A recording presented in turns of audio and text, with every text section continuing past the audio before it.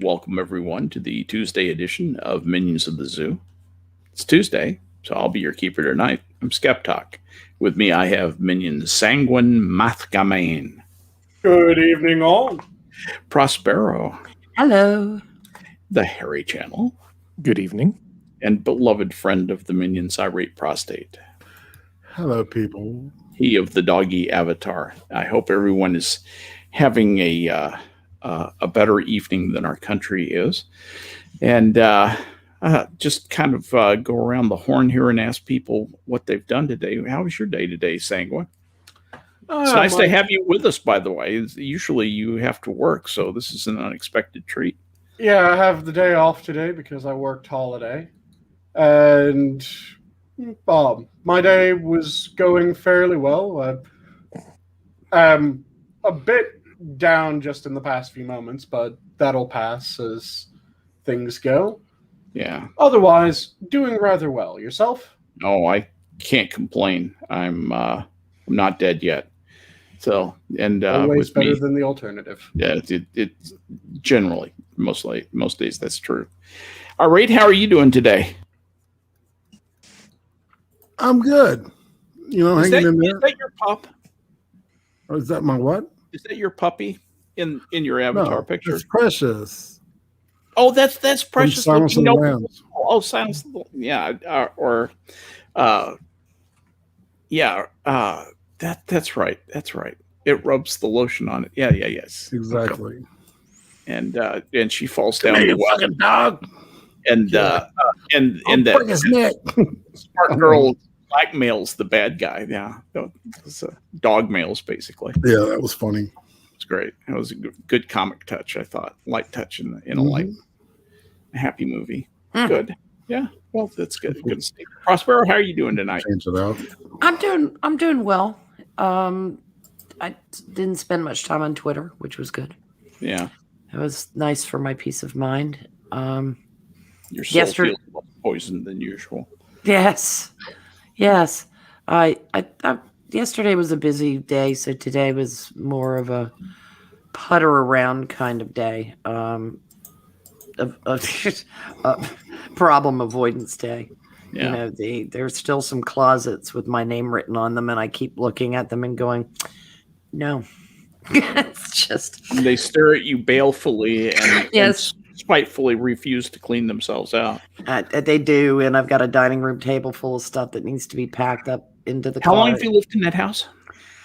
Cree and I have been you and Cree in the house since 2001. Okay, so that's 20 years of stuff that you added on to an already burgeoning pile. To 20 previous years, which included the collected effects of my parents in 50, in 30 years. So it's about 60 years worth of shit. Yeah. Which is important, priceless shit that you can't do without. I'm sure most of it has a price, but not the kind of price that you'd hope you could get for stuff because people don't. I mean, you don't sell that stuff. You can't sell this stuff. Do what I do and move it to the new house, and then as you unpack it, throw it away. That's exactly what I do. I've done that a couple of times. I'm believing that it's actually program behavior.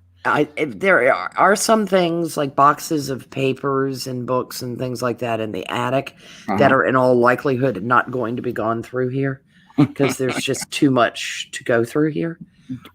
After you get your stuff out, you can just burn the place down. Yeah, I'd like to sell it.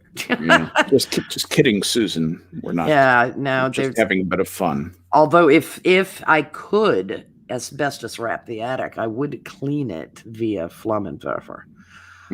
That would be the easier way to just get rid of all that stuff. So, you sound obsessed by moving, which just depresses me. Well, no, it's just the thing that is going to be always there until we have actually a time limit when it will not always be there. It will be, oh my God, I must do this today. Gotcha. Harry, how was your day? Oh, not too bad. What you been up Had to? a meeting with a customer. Yeah. Sounds like I'm going to be continuing to have them as a customer, so that's good. Excellent. Let's see what else was going on. The weather was insanely good. Yes. I think it was you or Prospero kept sending me images from I did. from that app that has the weather, where it complains about the weather and says profanity about the weather. Yeah. And then I fired it up here in Central California. It's like, I guess if perfect weather pisses you off, it's like, okay. It couldn't even find a reason to be salty. Yeah, the weather's just been insanely fantastic. Yeah. Really can't complain. I mean, I'm not getting shot at. My roof doesn't leak. I did notice that steak was $16.95 a pound, or $16.99 a pound just about a month ago, is now going for $26.99 a pound. That's nice. Yeah, that's a nice inflation. increase. Lovely. Yeah. So going to the market, being reminded in a very hard to miss way, just Being how lives top people matter. are running the country. Yeah. Top. Yeah. People. I think the thing to do is to start hitting in your area that might be more difficult. Around here, there are still some local farms, and they're not ranches. They raise cattle that work farmers markets that you can order half and whole cows from.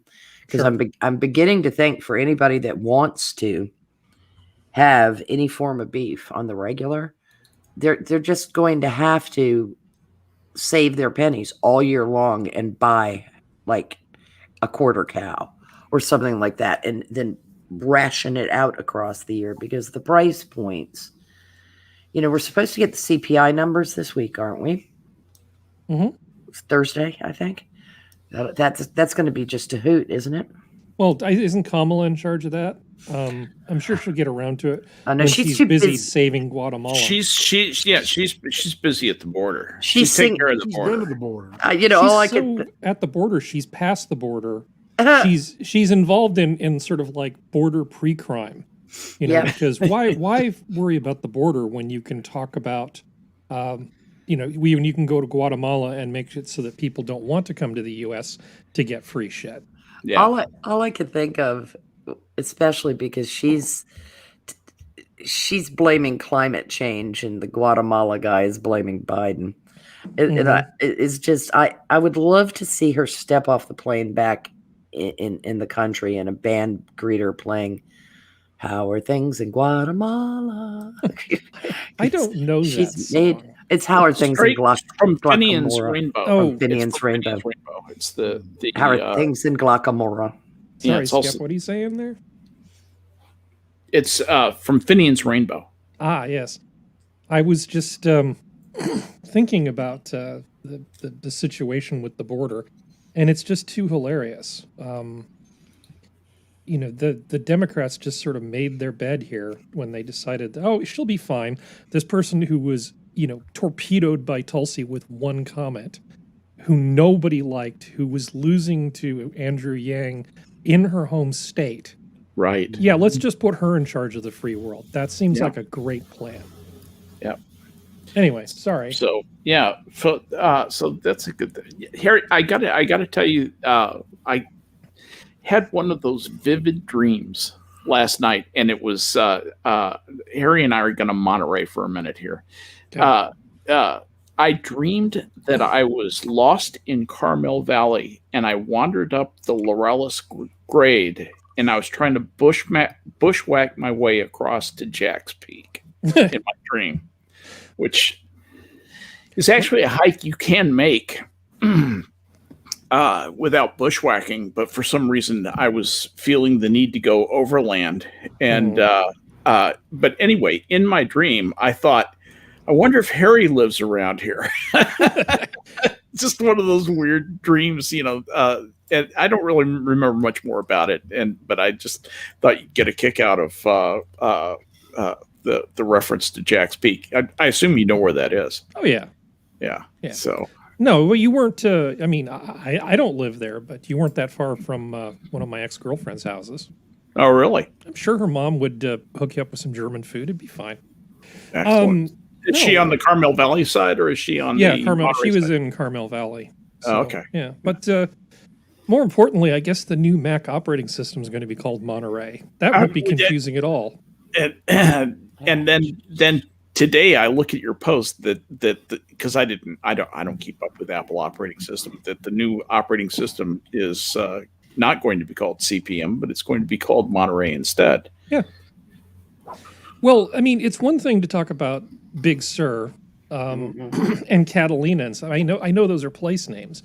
Sure. But Monterey is a place name. It just seems like the kind of thing where in casual conversation on more than one occasion somebody's going to be like, "Are you talking about the place or the operating system?" Yeah. I foresee a lot of that for the next year or so. It would have been more ironic if they'd called it Pacific Grove. Yeah, it would. But I think it's because Monterey Bay is a marine sanctuary, so they're only naming it after parks and sanctuaries and stuff. They ought to name it after the coconut grove. Yeah, they could name it Jules Pfeiffer or something. Yeah, it's just God's sake. They could. For the park down south of Big Sur. Mac Paso Robles. The main thing is that we people in California have to talk about the weather a lot because it's the only thing that keeps us from wanting to yeet ourselves, to slip off our mortal coil, because everything is just a constant ass rape metaphorically, and we go, well, I may be getting buggered by the state, but at least the weather's nice. Well, and they've taken everything away. They've filled your streets with homeless people, feces, and used needles. Okay, so that's what you get to trek through when you go outside. So all you really have is the sunshine. They haven't figured out a way to screw that up, although they gave it a shot with the smog. Well, they will go after you if you try to use in some places, if you try to use the water that comes off your own roof. You don't own that. That water, that goes to your betters who own those. You mean if you put up a cistern, they'll get after you? Yeah. Yeah, there are places. I mean, we could talk to geodes about this sometime, but yeah, there's a lot of places where water politics are that screwed up. You literally cannot you can't just put a barrel underneath the downspout, because that water is supposed to go into the reservoir or percolate into the ground or something. And like you that. Can't pass it through your kidneys first. They have a problem with that. Well, I know there was one case not that long ago. A guy who was in Arizona, I think, has a car dealership, and he realized that when it rains a lot, very quickly, but for a short amount of time. Yeah. And so they started capturing that water and using it to wash the cars on the car lot. They'd filter it, Yeah. And he got his pee-pee whacked because turns out he didn't own the water rights to his property. Good God. You don't own any of the mineral rights under your property, and you don't own any of the rights above your property. Can you buy the mineral rights in California? Oh, sure. It just depends on which deed you're going for. Yeah, I mean that's pretty common. Is to have mineral rights reserved back in a lot of places. I knew that California was like that. Texas, on the other hand, if you own property, you own the mineral rights unless it's specifically called out when you bought the land. That might be the same here. I was curious about Texas. I was looking up. I was just sort of reminiscing about some music, and I was looking at Lyle Lovett. And I was thinking of that whole Lyle Lovett, Robert Earl Keen, Texas story-timey kind of talk singing stuff. And I was just curious if you were a fan of that, because I think when it's done well, it's pretty good, but it would probably be pretty tedious if a hack was doing it. Yes, and yes. All are true statements, and I do enjoy that. Lyle Lovett is just one of my favorites. The song "Church" is that's what I was listening to. I was thinking about sending that link out to some of the young people just to make sure they didn't come away with the wrong impression. Because Lyle Lovett, when he was touring with his large band and those four gospel singer types, that was awesome. Yes, I went and saw them one time at it was the Palmason Mountain Winery in Saratoga back before it got purchased. It was great because they would offer you a glass of Emerald Dry at intermission. Okay. Yeah, no, Paul Masson was one of the best concert venues you could ever hope for. It's a beautiful, beautiful thing in the hills above Saratoga. And one of the best concerts I've ever seen. Him with with his large band. So good. So fantastic. And Robert O'Keen is really good too. I know there's probably other people. I'm just, as a dumb Californian, I'm lucky that I even know those two. But his song, Lyle Lovett's song, That's Right, You're Not From Texas, Yes, is a lot of right. fun. Yeah. And I think there are probably a lot of people enjoying that song as they're driving their U-Hauls to Texas, Also, California. the boat song is another one. If I had a boat. They'd go out on the ocean. Yeah. Yep. If I had a pony, I'd ride him on my boat. Exactly. Yeah, it's absolutely wonderful. Are you familiar with Kinky Friedman and the Texas G Boys? No. Yes, of Oh course. yeah. Okay, I figured Skep would Send me a be. link. Yeah, Irate. Oh yeah. Absolutely. Kinky Friedman, a piece of work. Absolutely great, but it was just like he just flat out named his keys. We're just Kinky Friedman and the Texas G Boys. Listen, if you want to hear Good country, man. some Lyle Lovett collaboration that will send you into orbit, he and Leo Kottke are best friends. I don't know if you know this. They've been friends for years. They used to open for each other. They used to flip coins to see who would open for whom. When they were going on the road, Lyle Lovett was just getting into business. Leo Kottke was pretty well established, but had about 10 years, of serious recording ahead of Lyle Lovett. And Leo Kottke just befriended him. They became good friends. And to hear Kottke playing his amazing guitar with Lyle Lovett singing and doing his story kind of thing, and when Kottke improvising, it is just magical. And there's a ton of that. It's all over YouTube, and so you can listen to it to your heart's content. Anyway, I just wanted to get that recommendation out there. Leo Kottke, and who on his Mudlark album, he describes his voice in the liner notes as sounding like goose farts on a muggy day. Yeah, but he really has kind of a nice bass voice. It just doesn't have a lot of range or tone, but he's on key. He's a tremendously talented guy, and probably I would argue one of the best pattern pickers to ever pick up a guitar. I know some people who are passing around old recordings from Austin City Limits as if they were bootlegs off of a Grateful Dead sound mixing board. Anyway, sorry, I didn't mean to hijack your show. No. It's this. My shows are pretty free form. I mean, what are we going to talk about? An insane family practice doctor in New York City who wants to shoot white people, and nobody thinks that's a problem. We could talk about that. A psychiatrist. Well, Yeah. she says she's also has a family practice, so I couldn't get the straight of that. I know it says she's a psychotherapist, and she talks about as a psychotherapist and so forth, and then you look her up, and that person with that exact name, and there's not that many MDs with that exact name. Right. Sorry, it is Lilio Kulani or whatever the hell it is. Has a family practice in Manhattan. I hope there aren't two people with that name or that. Lilio Kalani? Whatever the hell it is. What Is that aloha for I've got your polyp? Yeah. Yeah. It was this insane woman who was putting out this fantasy that she was having, that she wanted to go out and shoot white people and watch them die, and and be happy about it, and la la la la la, and it just was absolutely, it was sickening. Because they just wouldn't accept the fact that they bear the guilt for all their ancestors. Because that's a healthy way to approach sure. Therapy. It still drives me crazy that they won't accept the sins of their forebears, but it only ever goes one way.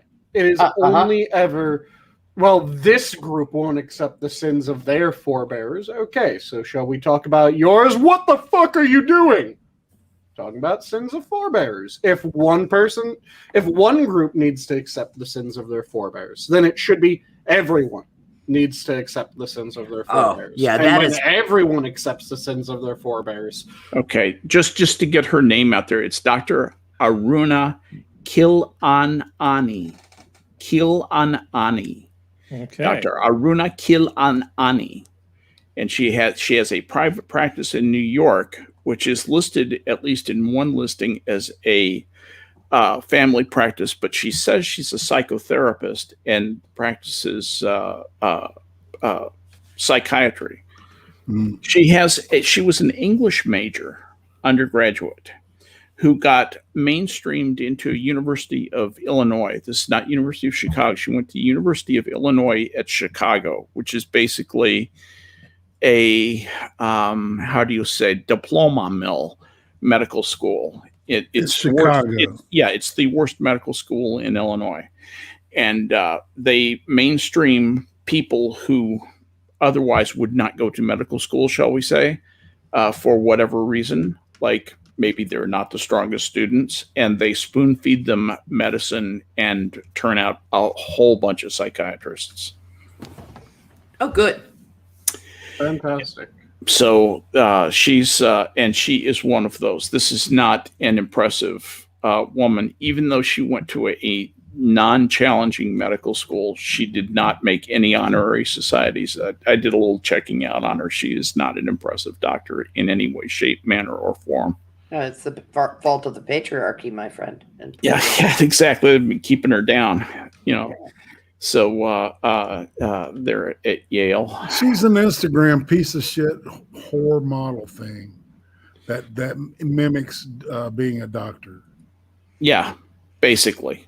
Essentially, she thinks grunted she her way deserves to sit through at the table because she's got a fucking pretty face and Yeah. really, really bad brown like circles under her eyes. So worse eye. Her eyes are horrible. Oh yeah, My the old the Indira Gandhi look. Exactly. Yeah. Okay, I have her healthgrades.com page up. Her certifications are in forensic psychiatry. Yes, That's right. What exactly is forensic psychiatry? After your patient kills themselves because you were so unsuccessful at treating them, you figure out why. No, sorry. No, yeah, she debates the reason that she's not an ophthalmological surgeon with her. Right. Because they're talking about forensic psychology being used by the FBI, right, in developing profiles and stuff, right? It's one of the uses.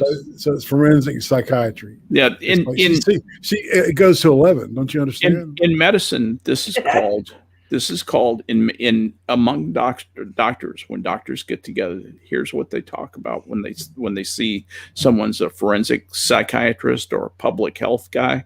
They say they're on the periphery. And if you are designated as being on the periphery, real doctors who get their hands wet, doctors who actually cure people, who actually see sick people, there's actually a pretty bright line of demarcation between those kinds of doctors, and doctors who are on the periphery are not respected by doctors who cure sick people for a living.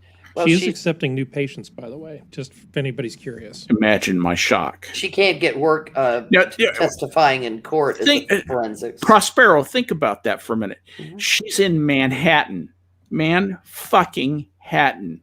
And she's accepting new patients. Yes, I would imagine. Does that make any sense at all? Yeah, man. She probably when was the last? How long has she been in practice? Well, yeah, 16 years. Oh God! Yeah. There's no way she should be accepting new patients.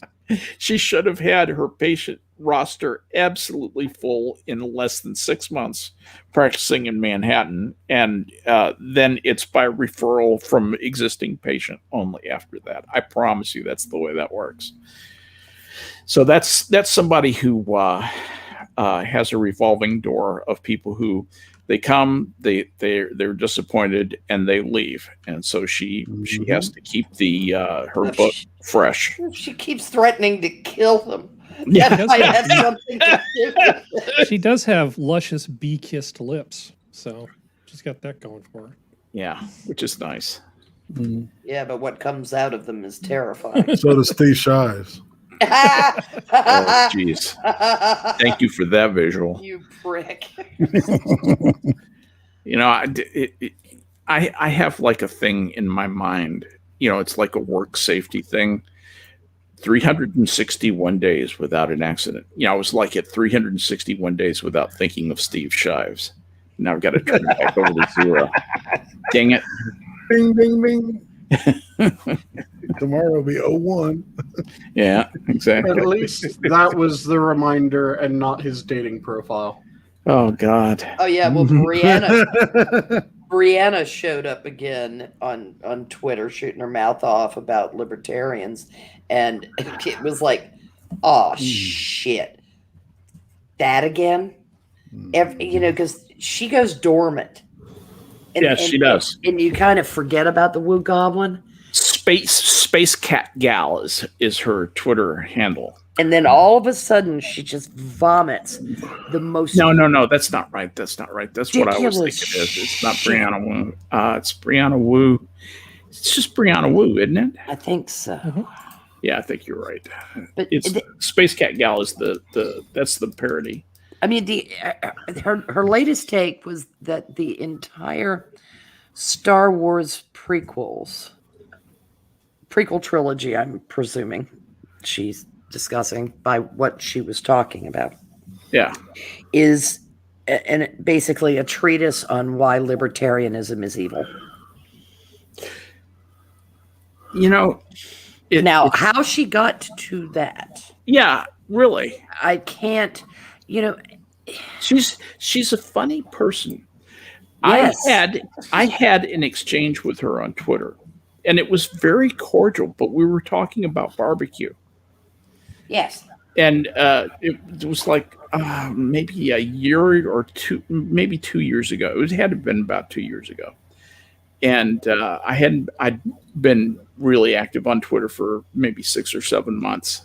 And I replied to something, and I made some snarky comment about North Carolina barbecue, which I actually secretly enjoy, but we're not allowed to admit that in Texas. And said something about Texas barbecue, and she said something complimentary about Texas barbecue, and we had traded messages back and forth, and you got the feeling that that's a pretty nice person, and then you realize that's what psychopaths do. That they put on that nice shell, you know, and I'm sure a lot of men have. I bet a lot of men have fallen for that, and then suddenly she comes around the door with a kitchen knife, you know, or the boiling bunny. Yeah, exactly. Yeah, dinner's ready. Yeah, it's just. I mean, I don't think I'll ever get over her stealing Heinlein to make a ridiculous statement. Oh, you told me about that. Tell me about that again. It was the whole business about throwing moon rocks down at Earth. That's what it was from Moon is a Harsh Mistress. Yes, if we have a moon base, you could throw moon rocks down at Earth, and it's like, okay, whatever this shtick is about, because I try to not pay attention to her because she terrifies me. But it's scary to think that, you know, she considers herself like a scientist, right? And that scientist doesn't realize that the moon is a gravity well. She's like a scientist. I mean, I knew the moon was a gravity. I knew the moon was a gravity well when I was in 6th fucking grade. You know, I understood how gravity between two bodies worked, at least, you know, on a conceptual basis. I remember from what you told me, Prospero, she indicated that she just thought it was like a free transaction. You just let it go and it's gone. Apparently. That's why the Apollo astronauts getting back to Earth was so easy. All they did was just let go of the moon, and then they fell all the way back until the parachute deployed. Release the clamps. And release the moon clamps. clamps. That's it. Yeah. Clamps. God damn it. How's her comic book coming along? Didn't one of the comic companies, the big ones, decide to throw some money at her in the form of giving her free reign? And Amelia Clark, one of the women from Game of Thrones, she's got a comic book now. I heard in passing, I guess it's about some woman whose superpower are her menstrual cramps. I'm not kidding. You are kidding, right? I'm not kidding. Please tell me it's kind of like don't even force choke, only it's every time a cramp hits. Oh, God, I don't know, gives her extra sarcasm powers. I don't know. I was going to say. No. I'm going full on force, like grab/force choke, only it's entirely controlled by the uterus. All right. I'm going to pull this discussion up a notch. And one of the things that I was hoping that we could talk about. Save us from ourselves. Yeah, exactly. Before we go into the spurgatorium of menstrual cramps, is,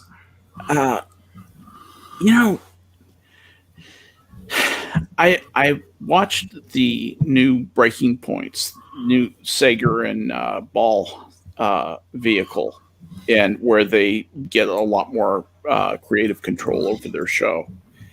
And The Hill. Yeah, it used to be the Hill, and the Hill has hired Ryan Grimm and Emily Jashinsky, and Jashinsky's okay, but Ryan Grimm is so bad. He's so dry, and his delivery is so awful that cannot be forgiven. Emily Jashinsky has that bright, sprightly delivery, which is plus that adorable speech impediment that makes her interesting to listen to. But Ryan Grimm is awful, and their subject matter is it is so vanilla. Breaking Points, on the other hand, is I can't decide if it's going to be good or not, because Crystal Ball is just left to her own worst instincts. And she's so naive. She really is. She's naive in an AOC way sometimes about politics. Sagar is a lot more sophisticated, frankly, from having worked on the inside at the White House than Crystal Ball is. Crystal is she just thinks that you can print as much money as you want and just pass it out to people, and that labor unions are the default good, and anything a labor union wants is a good thing. I mean, she makes these statements of fundamentally unsupportable statements that she's never looked into. And I have a feeling that some of that was a little bit controlled when she was over on the Hill. And now that they're doing their own thing and completely on their own, I predict she's going to get worse and Sagar's going to get better. Well, that would be nice, because he was so cucked over there. He was very cucked over there. And I've always thought Crystal Ball was fatuous to the nth degree. That's a good word for her. I have never heard anything more than middling intellect come out of her mouth ever. Agreed. She is the perfect true believer, the absolute ideal novitiate for the nunnery of the left. I mean, she is just the catechism is. Yeah, exactly. Like with labor unions. And there is absolutely at no point would she ever question this, because to do so would be to risk the wrath of God and lose her immortal soul. It's religious belief with her. Well, it's and that unquestioning. she is deeply religious, by the way. So that actually does come from like a Yeah, fundamentalist place. yeah, and Really? it's Enough. but it just sings of that repetition of Bible verses or catechism out of her, and she'd make a fine religious instructor in a religious school. She would give the consistent message over and over again. Yeah. And that's essentially what she did. The thing that I did like about her was that for a liberal, it's an important qualifier, for a progressive, she could be honest at times about the abject stupidity of the left. Like, she wasn't taken in by Ilhan Omar. She knows that that's bullshit, and she knows, that Omar is corrupt. On the other hand, she thinks AOC is not. So, that's a distinction that just still astonishes me today, that someone could make that distinction. She's very sincere, but she's also sincerely stupid. Yeah, just I at just least consider naive her and maybe stupid. Yeah, I think she's bovine. yeah, I absolutely think be right. she's bovine. I know that you like her. I've never. Well, no, I like her attitude for a progressive. I mean, don't tar me with that. I'm not a big fan of Crystal Ball's political philosophy at all. I like her attitude in at least giving it the old college try, and trying, and when she makes fun of CNN, it's absolutely glorious. She can be extremely acerbic and goes to town on guys like Brian Stelter who deserve it. The problem is then she seems to cross that line back and say AOC is a good, intelligent person who's doing good things. Mm-hmm. What? Or that she's misunderstood. That's actually. I can understand spotting her points for not being the typical vitriolic, screaming, go immediately to you Nazi, I hate you. Right. I give. It's a pity. Shooting white people. It's a pity that we have to actually score points to people for that, since that would be considered normal politeness. Right. In discourse, but because she's mastered politeness, she's unique. Yeah. But otherwise, she can even be realistic about, CNN and MSNBC fawning over Biden and what a shit President Biden. But that's the thing. She can be realistic and then bam, go the rosy red glasses. Oh, yeah, she'll say Joe Biden is a terrible president. Kamala Harris is the star. You just go, what? Yeah, I mean it's the degree of minimal competency and a microphone. Yeah. I mean she's not a horror story. It points out the difference intellectually between her and Sagar. Sagar is a lot smarter than she is. His brain is just bigger. I'm sorry, it just is. He's smarter and he's got more experience. And this is very interesting because you can see him. I'm beginning to think that he was not under Crystal's thumb, but he was under somebody else's thumb. And Yeah. I think he might be a lot of the reason they're not at the Hill anymore. Yeah, don't pick on the girl.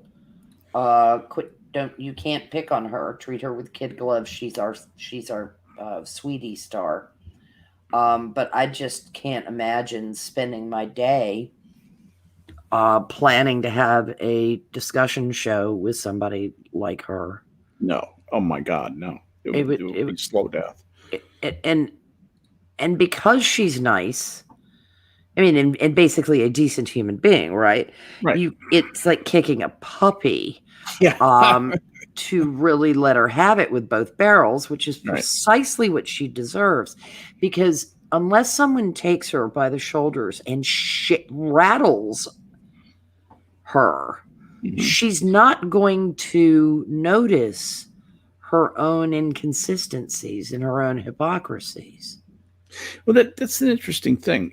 How about the rest of you guys? Where do you go for news? I mean, the mainstream media to me is forget about it. I'm looking for places to go to. You know, I listen to Tim Pool a little bit. Then listen to some of the opinion pieces. I listen to everything from David Pakman to, you know, Steven Crowder. Where do you guys get your news from? You. I can't listen to Pacman for fucking 5 minutes. I hate that. Neither can I. It's hard. Jesus. I'm doing it for the team. I'm taking one for the team. Well, I have a God bless bunch your of soul. sources. No lube. I mean, I use News Voice a lot, and then just sort of drill down from there. Reuters and USA Today are sort of my preferred center news sources. Those but are my two. Yeah. I try to track stuff down, regardless of where I see it. I try to track it as close to the source as I can find it. Right. Or, so, for instance, if somebody in the news talks about an article or a study, it's like, okay, well, I'm going to go find this study, Right. and find it for myself. And if the article's quoting some other place, you look it up. Yep. Right. But the you know, Wall Street Journal's paywall has become a real problem in a lot of ways, because a lot of stuff is just regurgitated from the Wall Street Journal. So there's just stuff that, unless you're willing to pay News Corp or whoever owns them now, I forget who it is. It's somebody we don't like. It's Murdoch. Yeah. Oh, no, I thought it was sold to some other lefty. No, I'm thinking of the Washington Post. Never mind. That's Bezos. Bezos. It's just it's really hard to get good stuff. But my main thing is, if I can find local news, for instance, that covers a story, I'll go for that. So I don't really have one particular source, but in terms of supplemental reading, I try to hit Turley's blog as much as I can. Thanks, Prospero. Yes. Glenn Greenwald has been great for sort of the long format stuff. Yep. And I try to It's a bit of a progressive, though. look at stuff in Quillette as much as possible. Yeah. Cool. What I found is, for the really long form stuff, since I'm on the Mac, I can just highlight it. And if I've got the right browser, I just right click on the speech thing, and I have my speakers hooked up to the stereo. And I'll just like walk around the house listening to the synthesized voice reading the very, very long article. And that's just a good time management thing for me. Yeah. Yeah. The Reuters, the last I saw, was going to go behind the paywall. I might have to actually give them some money. Yeah, I think they were talking about a $45 a year.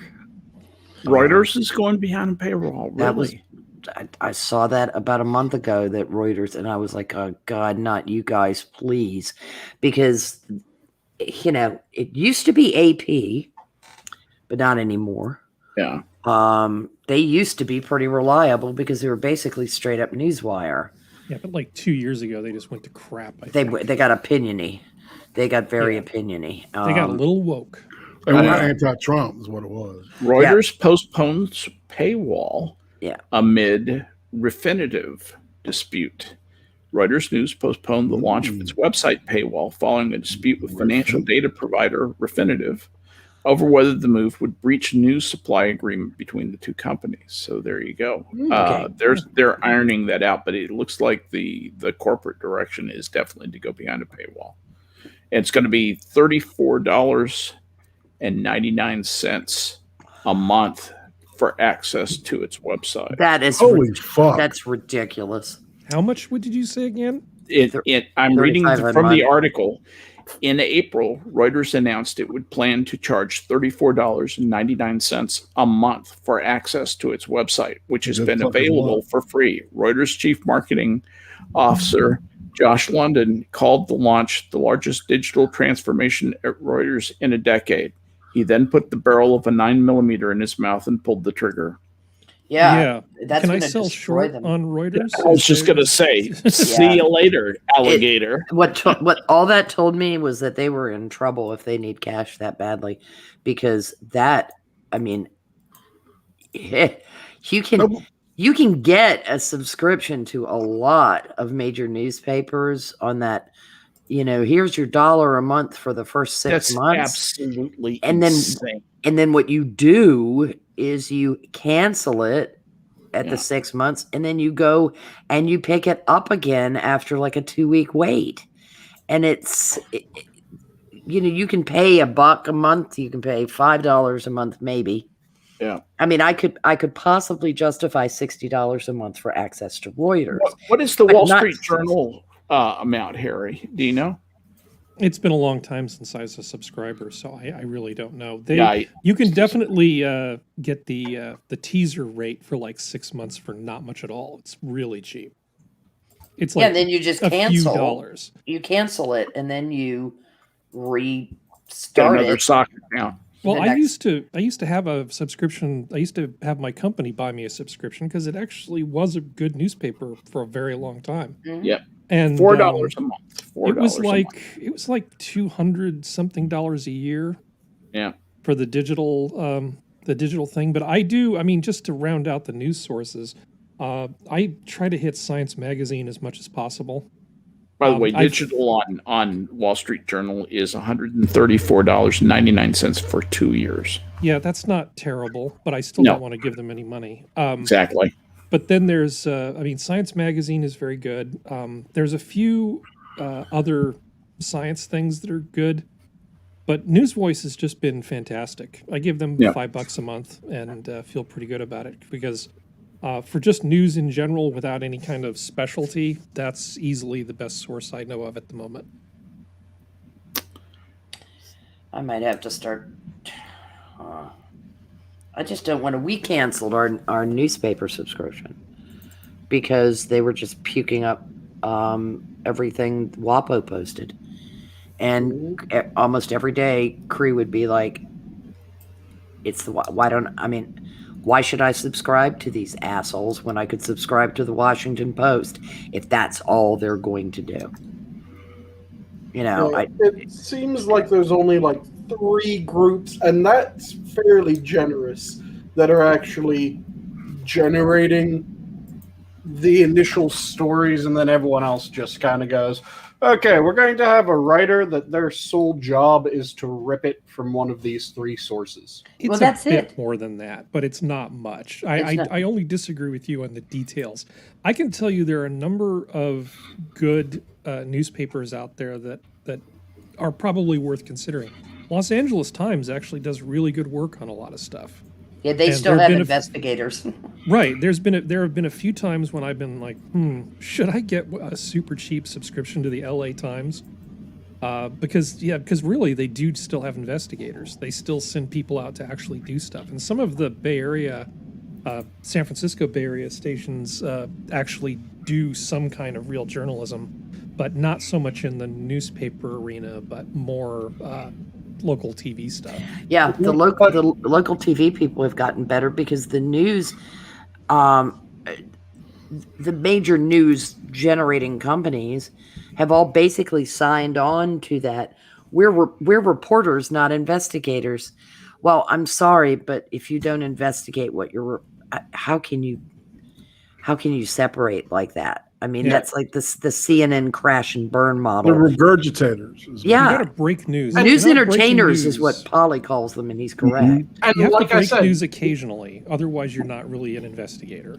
the insane number of times that it's article received from AP, article received from WAPO, in an article for something else.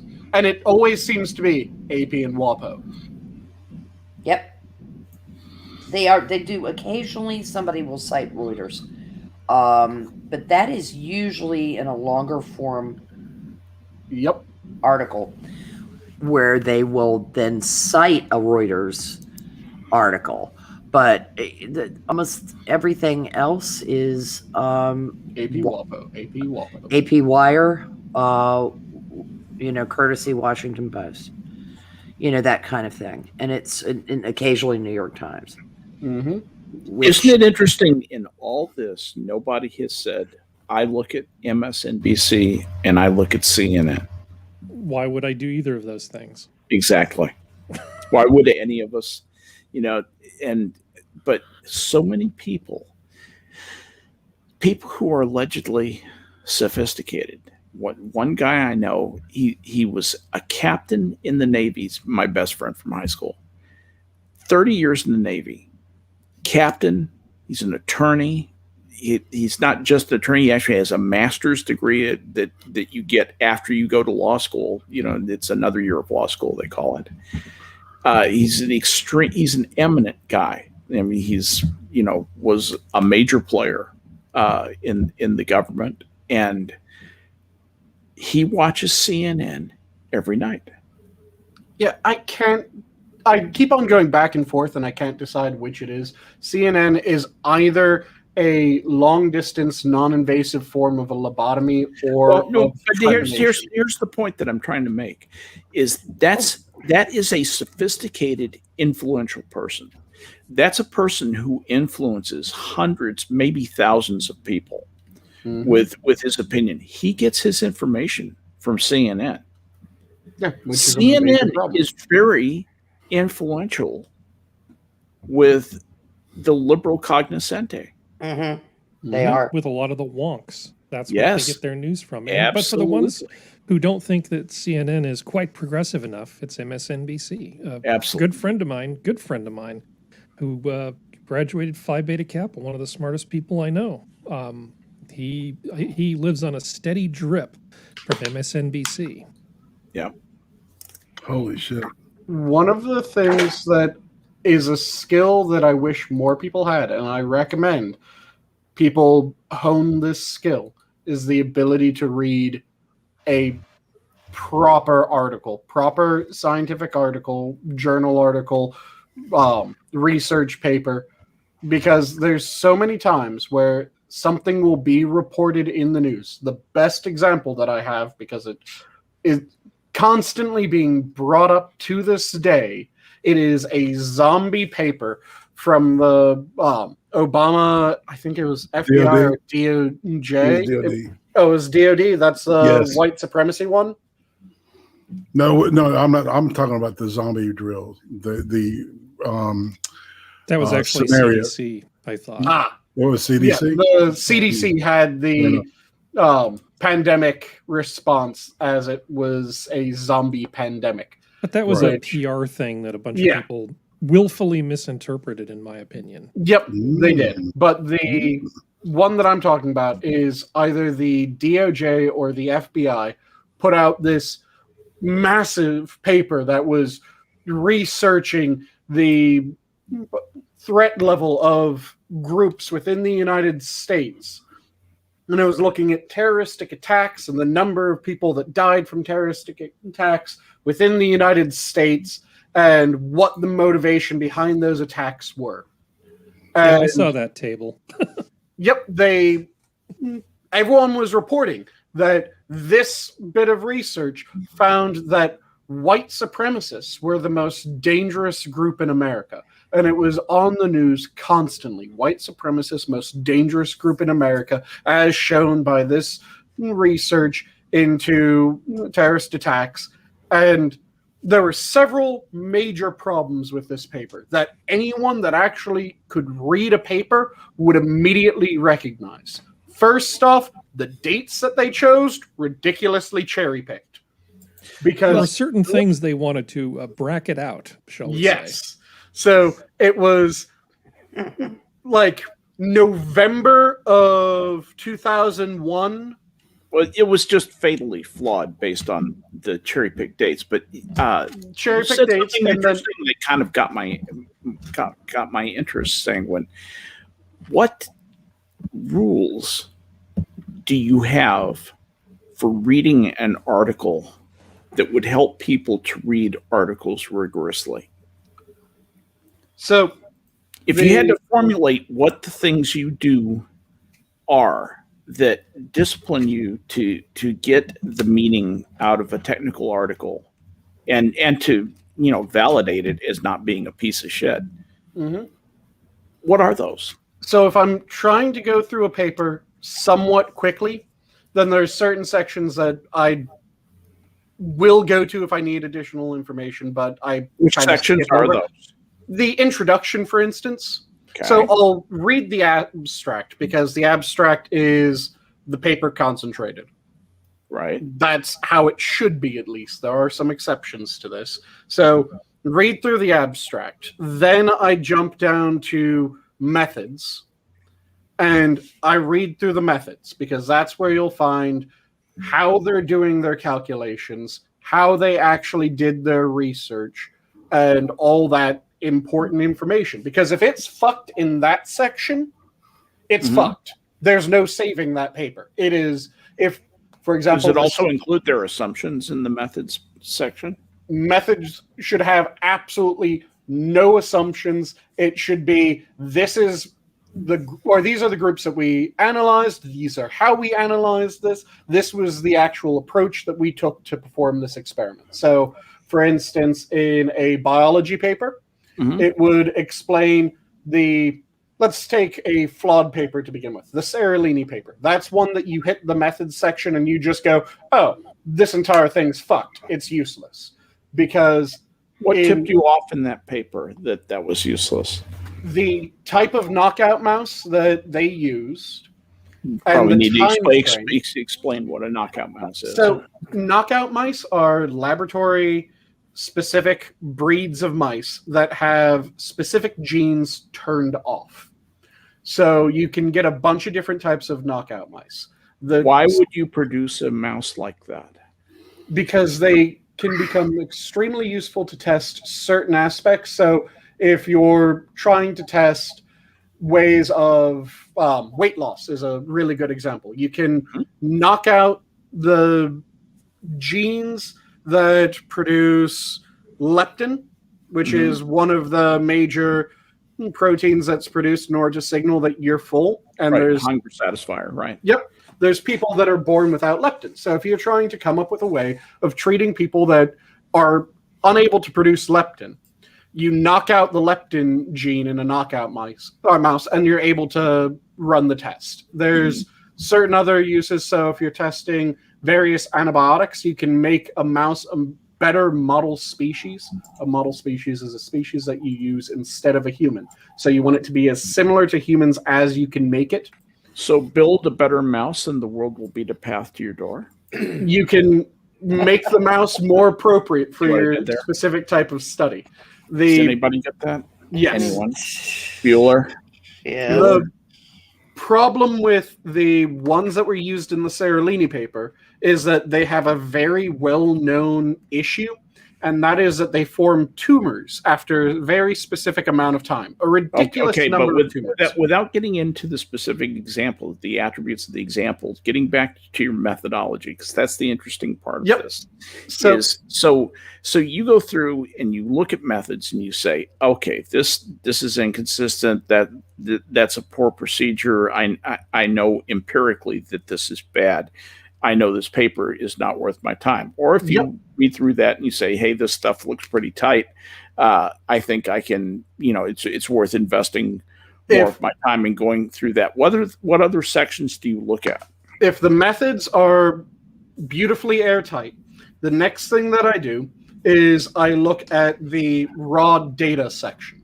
So this will be just data, and then there's results after data, or sometimes the data is mixed in, depends on the specific type of paper.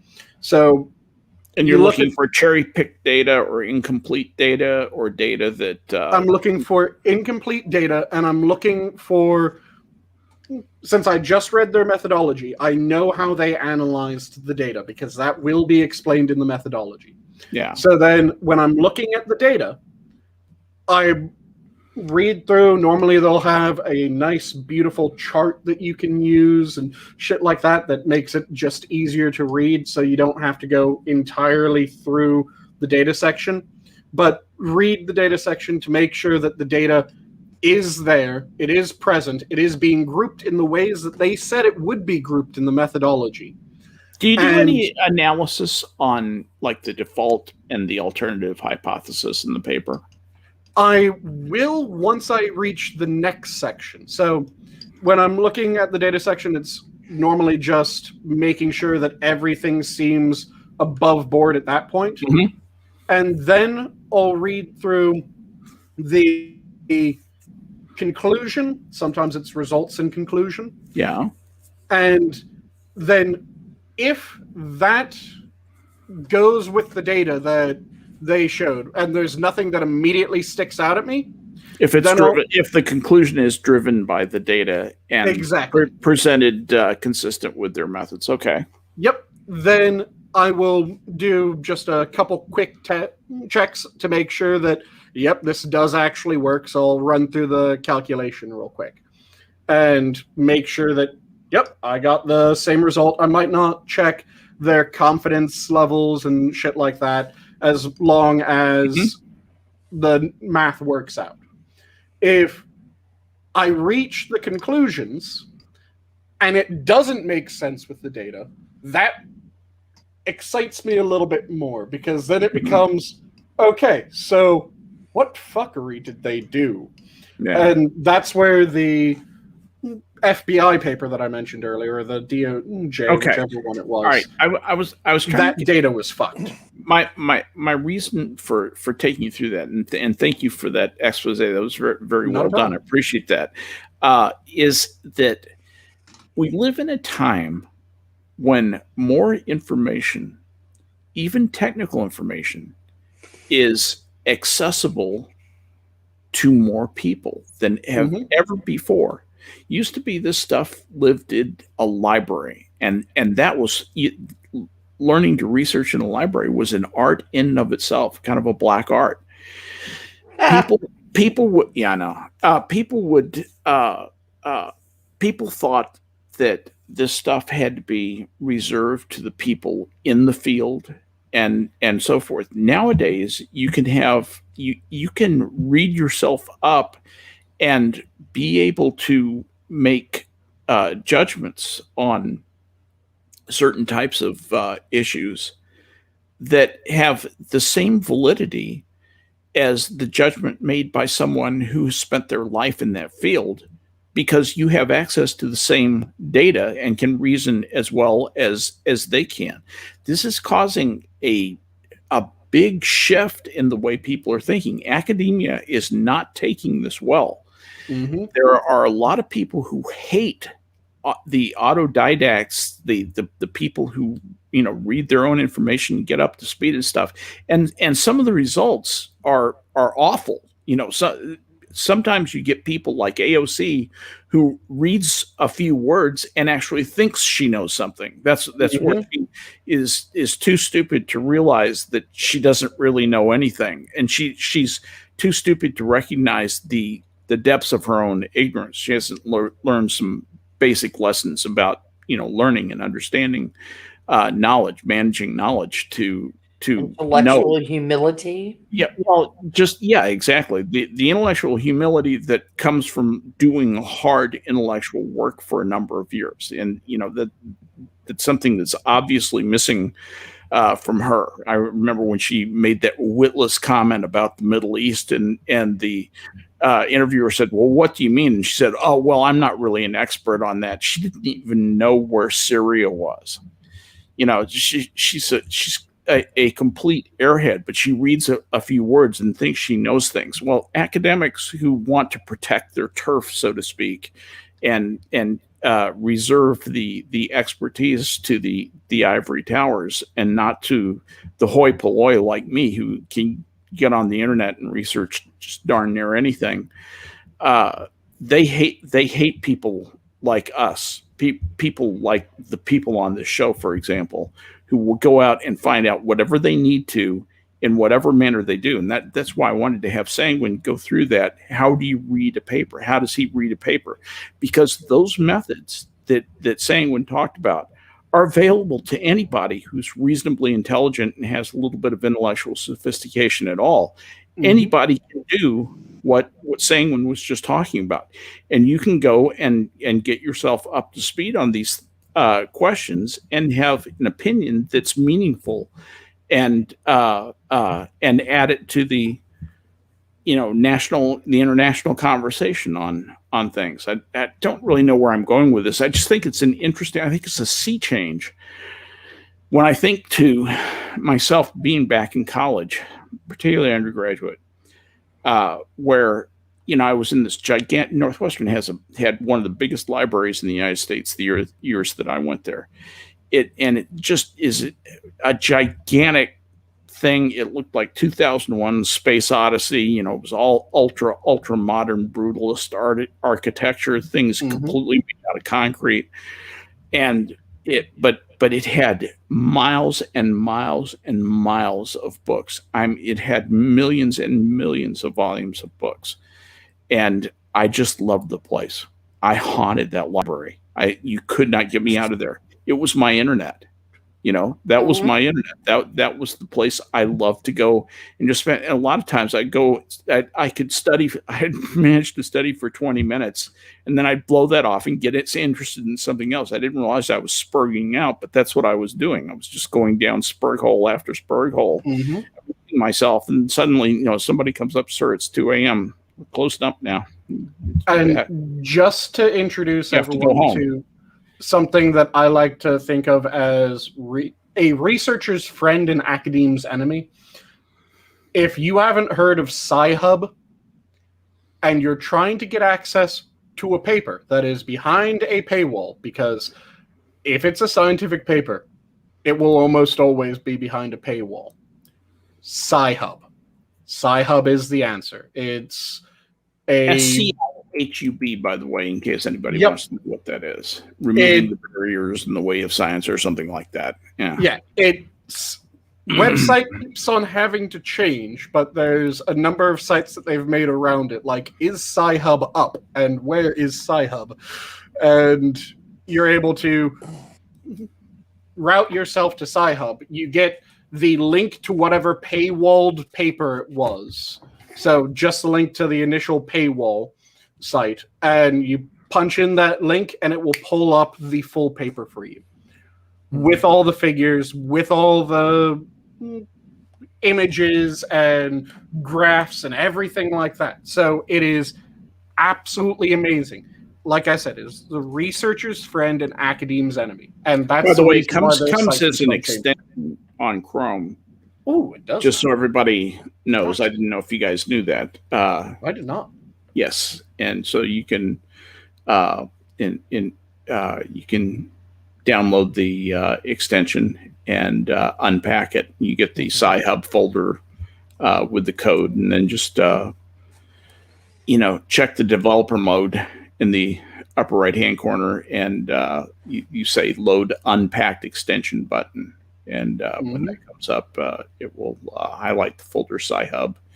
And just click open. Don't enter the folder. That's what everybody does. Don't enter the folder. Just click open. And you are done. And then you can use the search function in Sci-Hub on a very, very quick basis. It's very fast. It is absolutely amazing service. It is. Most people really only need the abstracts. And the abstracts are available on a lot of papers that are behind paywalls. That's absolutely true. For health stuff, for instance, the NIH database is quite useful. I was just going to say, how about NIH? NIH is free. NIH is free. Sci-Hub is great, and there are a few others. I think Aiden Paladin, again, always going back to Aiden, did a video where she listed a number of sources and was actually going very long form about how to actually do that type of research. Yep. And that's a great video for anybody who's really interested.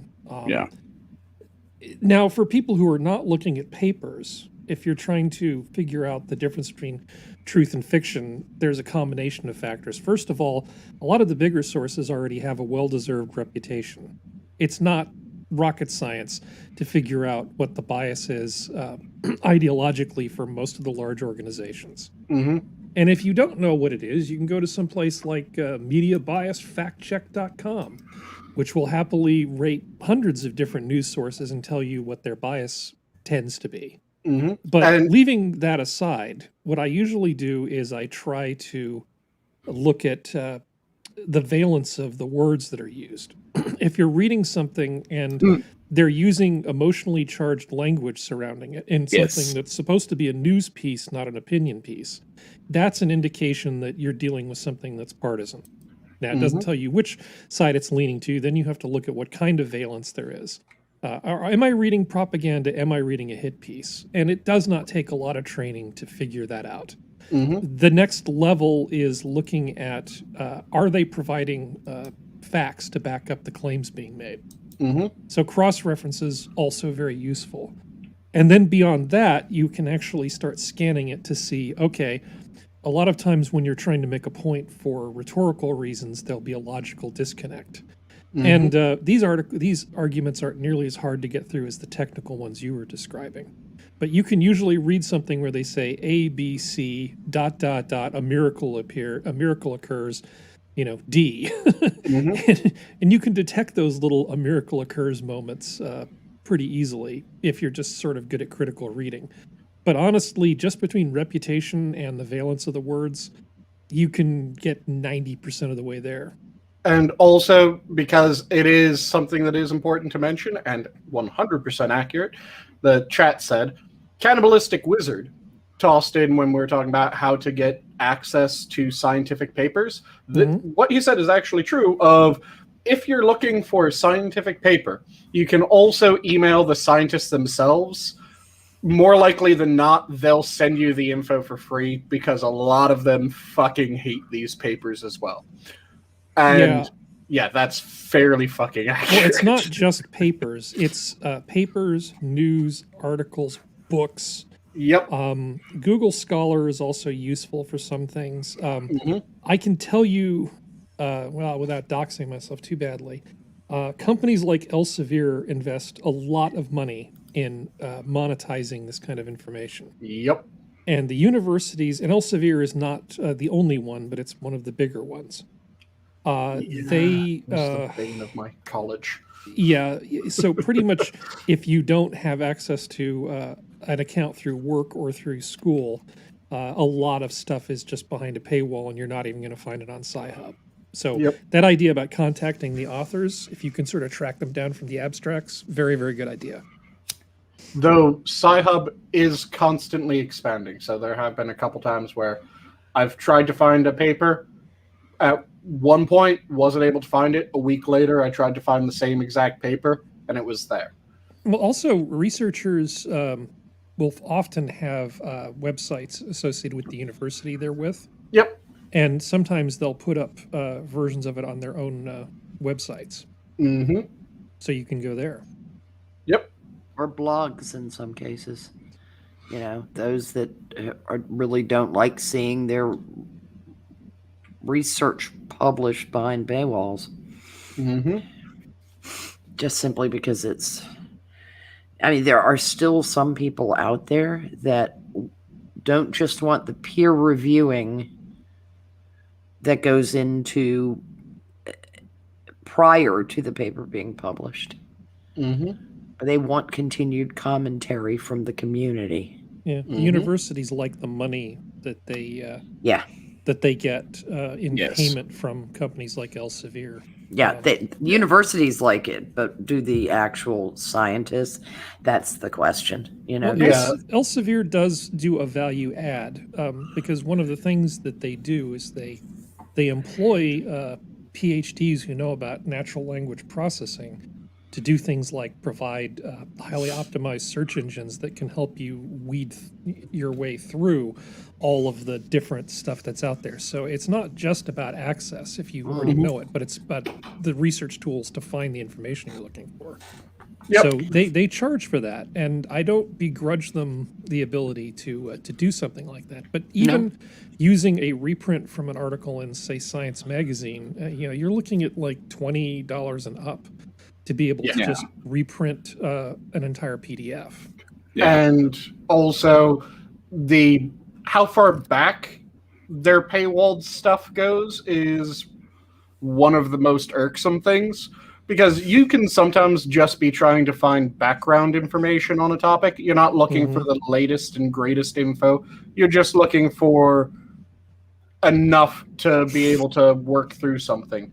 And you'll find a paper that was put out 15 years ago, and it'll still be behind paywall. You're reminding me of something saying that a secret weapon in all this are archive sites. Yep. Archive sites can be your friends, and you can get a lot of free stuff on there that is actually behind a paywall. I have run this time and again where I run up against a paywall. I'll go down farther into my search results, and there'll be a pointer to an archive site. I'll get the thing for free. Nice. So it's an odd thing. Sometimes you have to go pretty far down in the search results, and but you can find interesting things on some of the archive sites, Wayback Machine, stuff like that. Well, the Wayback Machine explicitly honors robot.txt files. So when they do their web scraping, if the people publishing it say, put a robot.txt file, it's saying, I do not want you to scrape my site. It will not scrape their site.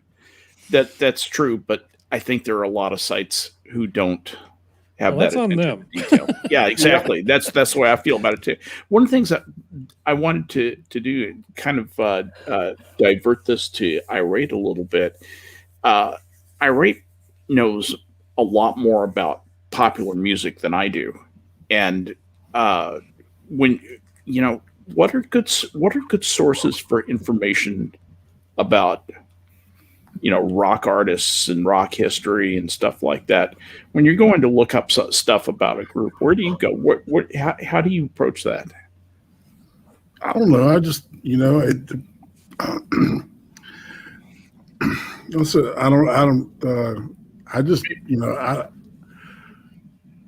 You don't do that much kind of stuff. You don't do that much. Like, what? I give you an example because it's like, yeah, that's a very like you want to find a song right? that was popular, but you can't remember the name of it. Oh, I'll put it in Google. I'll put just the lyrics. Oh, really? Yep. Yeah, and it'll usually pull it up. What are good lyric sites? Shit, what is that one called? All right, Metro Lyrics isn't too bad. Why don't you hum a few bars? See, this is all just reminding me of my situation a few years ago of trying to remember one goddamn song. Yeah. There's AZ Lyrics. Yep. Genius.com. We'll put lyrics out there. And let's see if I can find anything else. There used to be a site called Lyrics, Lyrix. Songlyrics.com. Well, that's misspelling. Can't encourage that. Yeah. Yeah. Yeah. Right, you are. So Yeah. But usually, my go-to is usually the AZ. Because you do some research for. There's a lyric meaning too somewhere. You do research for your guests that you have on your show, right? Or do you just let them come on and do their thing? It's usually more exploring who they are. So that's it's the research is the part of the show. Yeah. Right. It's a learning experience, and we all learn together. Well, that didn't sound creepy at all.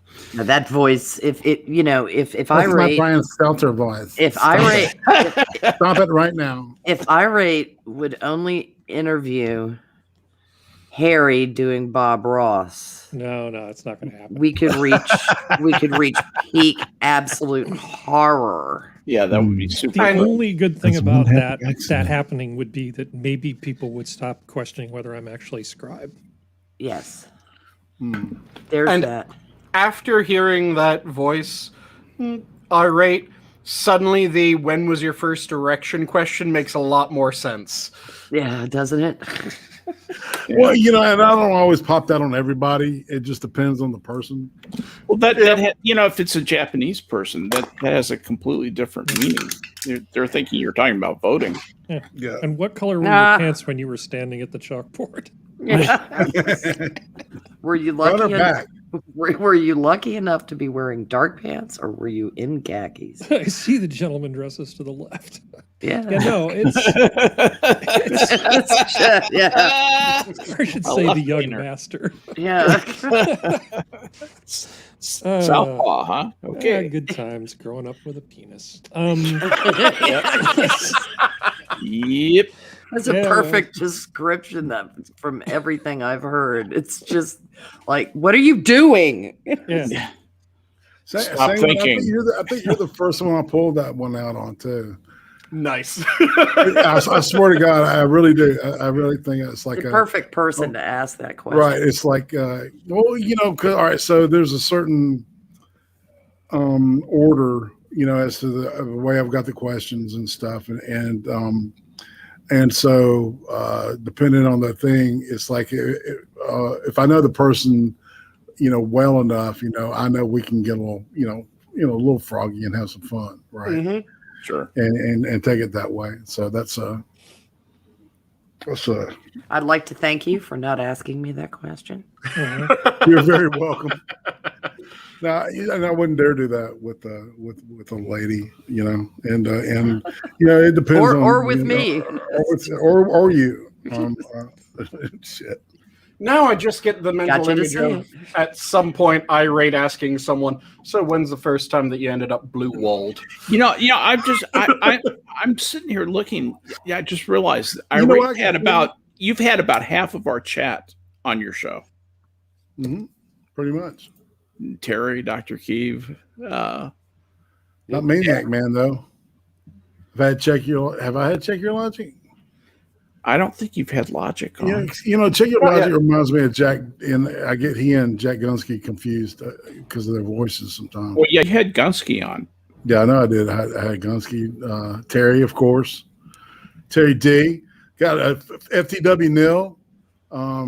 He's okay and can have a wrench if y'all want to give him one. I'm not going to. I will vouch for him. And Dr. Kia, she was on. Kefki, of course. Yeah. Let's see who else. Skep Tock, I had him. Yeah. You haven't talked to Pete. I haven't talked to Pete. That's right. As a matter,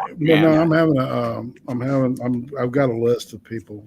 Oh, cool. Have you ever interviewed Hammer? Yeah. You had Hammer on. That was a long time ago. It was a while back. Yeah. That was one of your early ones. Just to see how many people hang out from old school monkey days. It's perfectly fine to interview Pete. It's just when you're waiting for him to ask you a question that becomes an issue. Damn it. One of the most entertaining interviews you have done in the last several months was Lady Monkey. Mm. Oh, what about Colleen, dude? Yeah, Colleen. She's a pisser. She's a pistol. Yeah, both of those were really good, really fun interviews. You know, it's like, and I can't ever tell how good. Well, I'm lying. That's a lie. I can tell if it's really going really good, right? Mm-hmm. And it just feeds the energy too. I love that shit. Mm-hmm. Yeah, I'm trying to get Rob Knorr and Drone Tech supposed to be on Sunday. So let's keep our fingers crossed. That ought to be some pretty good TV. Yeah. Terry Diamantis says that Dr. Keeves, sometimes when people say Harry on stream, I think they're talking about me until I piece it together from context. Interesting. Never thought of Terry and Harry as rhyming. Harry. Well, I'd love to interview Harry. If you're waiting for a table at a restaurant, your name's Harry. It's sometimes I will just use a different name that doesn't rhyme with everything. Right, exactly. You know the name that you should use. It's the only common first name, and you can use it as a last name too. And that's Alexander. It has 4 syllables in it, and it doesn't rhyme with anything. And it's 4 syllables long, so you always hear it. I have a friend of mine. For Prometheus. His name is not. But if you say Prometheus, you know the server will get it wrong because they're high on meth and they have the IQ of a rabbit. So you have to do something like Alexander, which they have heard before and can mumble into the microphone, and you'll be able to hear it. Anyway, I actually have a friend of mine who uses Alexander, even though it's not his name. It has nothing to do with it. It's funny you should bring that up. That's the name you should consider, Harry. See, the fake name that is used by my father is Ivan Denis Ivanovich, and at some point I picked up Nikolai Denis Ivanovich. Hey. I also but they'll just say Party Nick. 13. Yeah, Nick. That's what they'll say, not Nikolai Denisovich or whatever. Normally Ivanovich. they get Nikolai. Yeah, or you Nikolai if you're lucky. Maybe just Nikki. Nikki, that funny name, Nikki. Yeah, drop the gun, keep the cannoli. I mean, the Nicoli. Yeah, right. I'm just trying not to think about Leave the that. gun, take the About- cannoli. Tom Lair. Yep. Nikolai Bogdanovich Slochevsky is his name. Hey, I am never forget the day. meet the great All right, Slochevsky. everybody drink. We've had Plagiarize. Tom Lair. Well, that's gonna help. That's gonna help me so much because for some reason today, and I think it's because of something I wrote on Twitter where I mentioned Harvard. I've had Fight Fiercely Harvard stuck in my head. Right. And demonstrate your prowess, do. And it's just, it is of all the songs that mocks the elitists of the day. I think it's got a fierceness to it. There is a line from Makes a Fellow Proud to Be a Soldier, which I think is one of the unsung lines of Tom Lair, which is, oh God, he likes the deep philosophers like Norman Vincent Peale. Yes. He thinks the army's just the thing because he finds it broadening. Yes. Yeah. It's just Sorry. Come on, chaps, fight for Harvard's glorious name. Won't it be peachy if we win the game? throw that spheroid down the field and fight. Fight. Oh, do fight fiercely. Fight, but let's not be rough now. Let's not be rough, though. Yeah, but it's the whole idea of hurl that spheroid down the field, and it's just so poncy. Perfect. Yeah. Those are epic earworms. So, at any rate, what all the stuff I was talking about autodidacticism and the availability of information to individuals, the ability of people who are not professionally trained in something to attain a very sophisticated level of information awareness upon which to make a judgment about almost any issue. It's very interesting to see what's happening. You're seeing the academics trying to fight to protect their turf. No one but a sociologist can make that judgment. And it's happening in medicine. You kind of saw a little bit of that happen with masks, where people started to get, hey, wait a minute, how do masks work? How effective are they? And we found out that masks are helpful a little bit. They're not as helpful as social distancing, but they're a little bit helpful. And it made sense to, before vaccination, probably to wear a mask. But it wasn't near as much as the lies we were fed by the supposed experts. Well, the other thing was there was a great deal of scrubbing that went on because there were papers out regarding the dangers of persistent masking. One of them actually came from the NIH under Tony Fauci. Right. That a large number of the deaths in the Spanish flu may have resulted from bacterial pneumonia due to people wearing masks.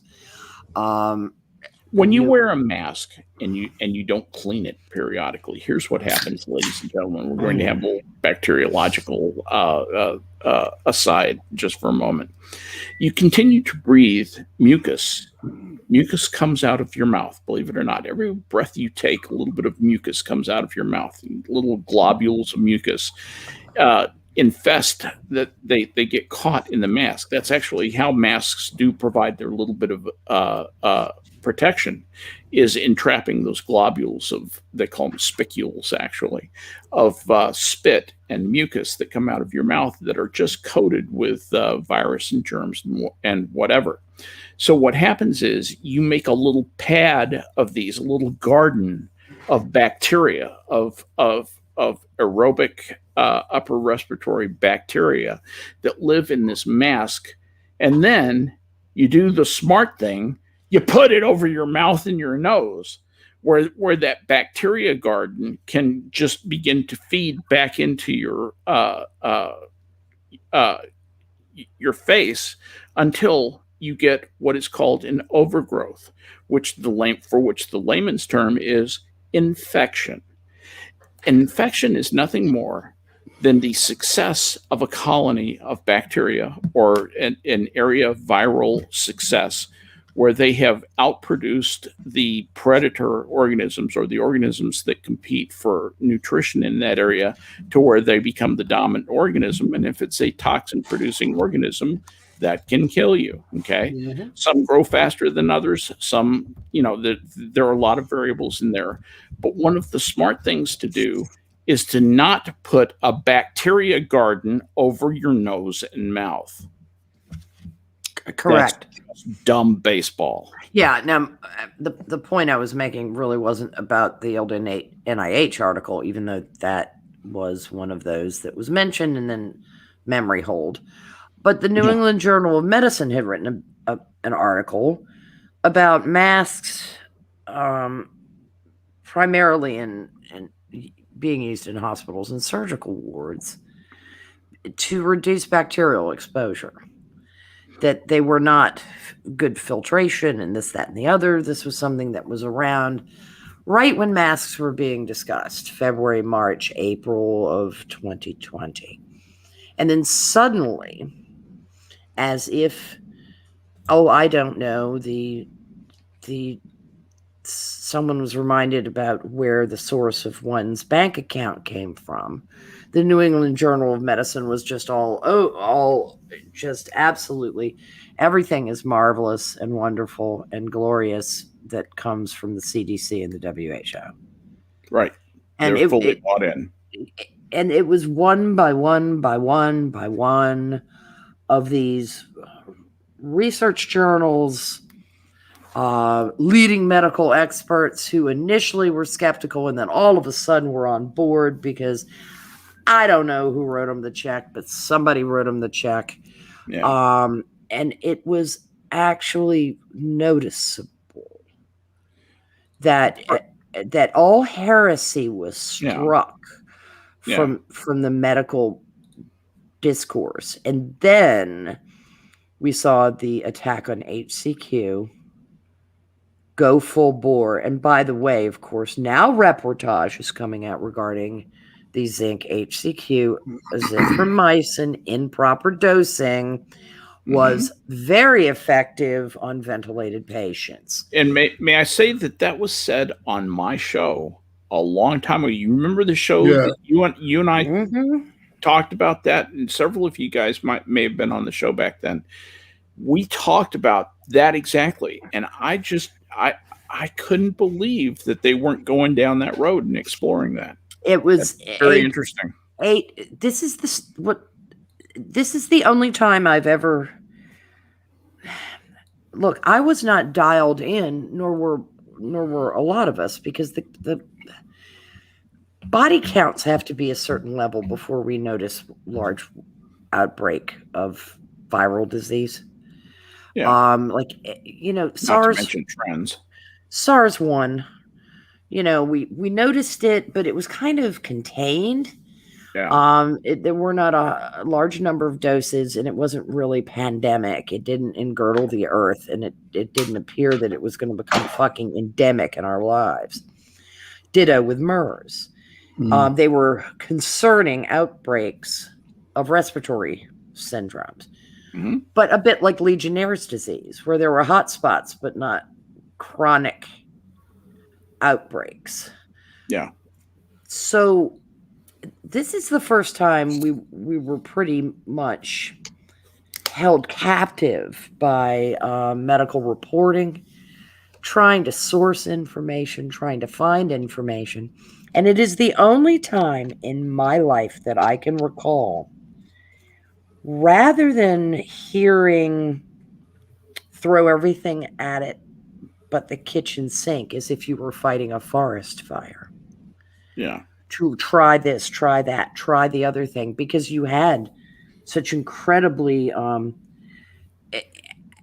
initially, especially among the elderly, because of the scenario in the nursing homes, we were seeing a rather alarming morbidity rate. Mhm. And instead of that, what we were hearing is absolutely not. Don't you dare use this drug. It's wrong. Don't touch that. Yeah. And that is perverse, because in medical emergencies, in triage, somebody will take a paper pin and clip an artery closed if that's what's. I mean, a paper clip, not a paper clip, like a clothespin, Yeah. if they can. I mean, it's like, give me your belt, stretch out your glove. We've got to do something. People will try anything, and you just had all these people with, granted, the overall percentage of patients who encountered this, who died, was quite low. I mean, it really was, percentage wise. Yeah, we don't know. But that's one thing. I've got some stuff. I'd like to interject at some point. But I still find this business that there have been several drugs that were suggested that were instantaneously poo-pooed in favor of drugs that were bright, shiny, new, and had just fallen off the back of that delivery truck. Yeah. What did you want to say, Irate? All right. So, the Friday show that I do is basically I go through and grab clips through the week and try to string together a narrative that I see emerging, right? Yeah. And like February, I want to say late February, early March, there was a guy that there was all right. So right when it broke out, it was the CDC or WHO or somebody had sent a group of people out there, and they analyzed the virus, and they had written a paper. And in that paper, it said there was a high probability it was gain of function. And this is like March when everything started shutting down. And the guy was reading this, and we were talking about, the whole gain of function. Is this an attack, from China, or is this just incompetence? It's I don't remember where I was going with this, but I think that they were all right. So you were looking for, there were people. All right, so there was video that I grabbed of guys like in covered up that were like carrying weapons and walking off camera, and then you can hear them shooting, and it was like they were saying they were shooting the animals. And I'm not sure that that's exactly what they were shooting, but so there was the snippets of phone stuff that was coming out of China back then, and it was a huge mess over there. All right, at least for a while, and I don't know how in the hell. Yes, Prospero. But it was like, I'm going, holy smokes, man! This is it looked like it was horrible right at first, and then all of a sudden, boom, it got a little bit different, and and so the whole gain of function thing kind of faded away. Nobody even talked about it for a year and a half. So a couple months ago, Yeah. Like, oh yeah, I was, we've been talking about that shit for 2 years almost. It was a conspiracy theory. You made it all up. Of course I did. That was my favorite thing. That gaslighted us in real time, and it's. I think I agree with you. What gaslighting are you referring to? I mean, I just remain infuriated by this. They misreported research studies. We know that with HCQ. Because the Australia study was rigorous, and it had the proper sample size. Yeah. And they lied about it. Yeah. They in their attempts to replicate they completely changed dosages. It was sleight of hand. Things that one study that was what, Yeah. 3 times the dose? Yeah, it was and three third the times. dose. Yeah. And So they scotched the studies, basically. They made sure that they wouldn't work. They scuppered their own research. Yeah.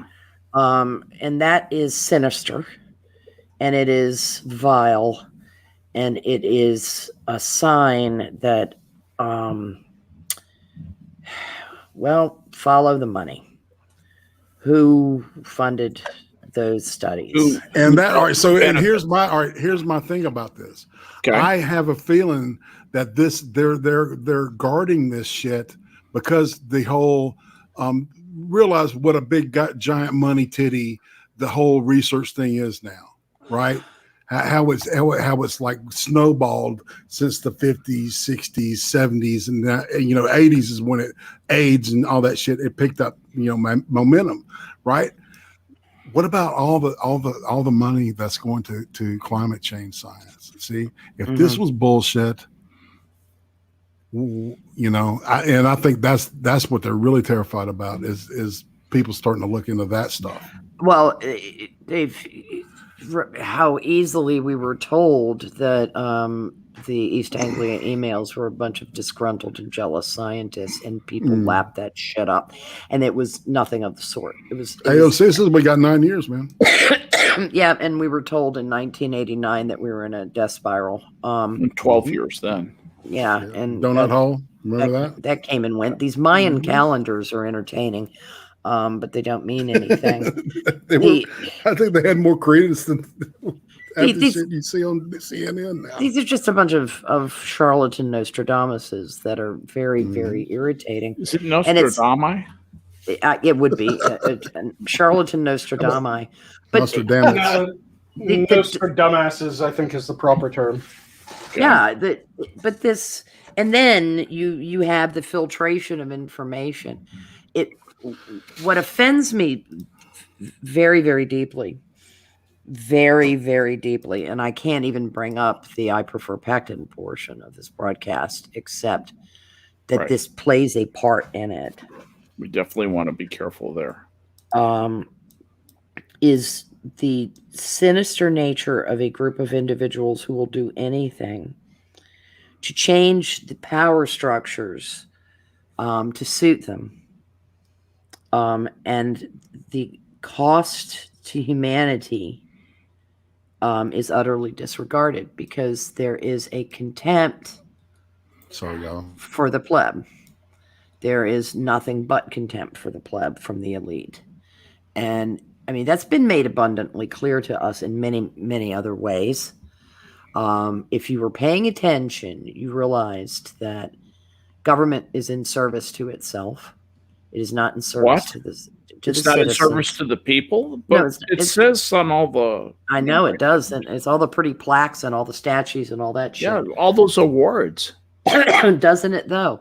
And the utter and complete contempt that people have. And it has been from the libertarian and conservatarian wings that you've seen people pointing out that it really is rather amazing that some $138,000 a year federal employee holds a plumber who pulls in $250,000 a year in contempt. Who's the most productive member of society? It's not unfair. And who gets the food on the table that you eat in on the Upper West Side? Sociologists up there. Yeah, it's not coming from the community garden over in Brooklyn, my friends. Yeah. A truck driver who you hold in contempt is driving a refrigerator truck coming from a farm or multiple farms or co-ops. But he couldn't do his job without that sociology professor. Absolutely. Absolutely, because you didn't build that. Nobody built that. Those family farms, agribusiness is very big, but we still have a lot of independently owned agriculture in this country. And it is feeding a metric fuck ton of people. And some of that happy shit is making it to your dinner table. You, like I, who live in suburbia around the big cities, we don't live out in the hinterlands. We go to the grocery store and we buy that lovely bag of lettuces, and those came to us care of a lot of hardworking blue collar people who are absolute trash in the eyes of the English majors who look down on them. Of the English majors and the politicians, and that includes those that wear team red and team blue. Absolutely right. There's snobs on both sides of it. Lindsey Graham thinks his shit doesn't stink. I promise. He actually had the stink surgically removed. I heard. Yeah, I thought he just had his asshole. Well, he's such a fucking priss. That's what I was about to say. Yeah, he's such a fucking priss. He never went poo in his life. He's an old Southern woman, is what he is. He really is. I mean, more than one way. Yeah, and I bet he sucked. And I bet not that there's anything wrong with that. Yeah. In other words, he hasn't had sex in 40 years either. Nothing wrong with that at all. That just reminded me. You heard about the politician who had diarrhea? He thought he was melting. Yeah. But this is this